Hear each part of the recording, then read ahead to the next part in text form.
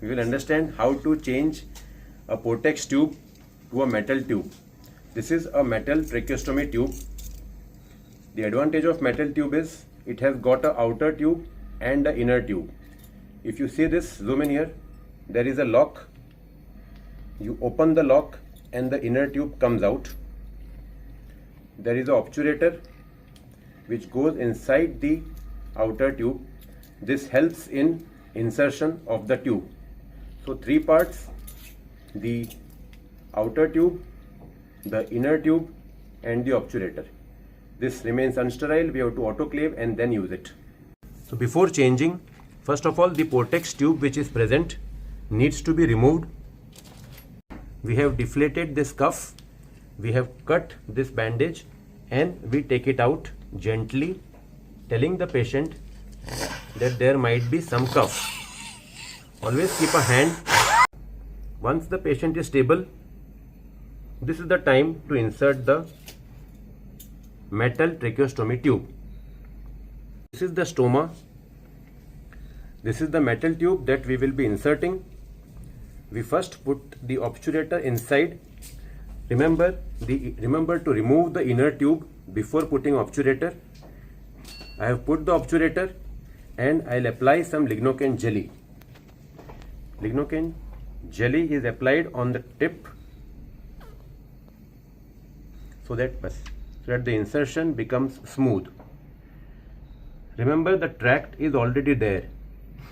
If the tract is well formed, this tube, once you put it inside, it will automatically take its place and go inside. At this stage, we can put the inner tube inside and the lock can be turned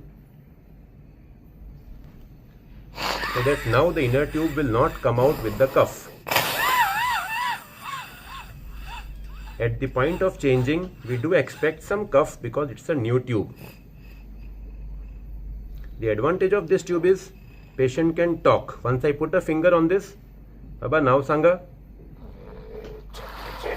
So patient can talk. This will help him to talk and he will learn it better. On the side, there is a hole from which we can insert the bandage. Any movement of tube can induce some cuff. So we take this bandage out. I will tie a normal knot here. Similarly, we tie the bandage on the other side. This will go from below the neck. We tell the assistant to put one finger below this, one finger below, put one finger below, and here we will tie and secure this knot. We take a gauze piece, it is like a routine dressing. I'll cut half in between.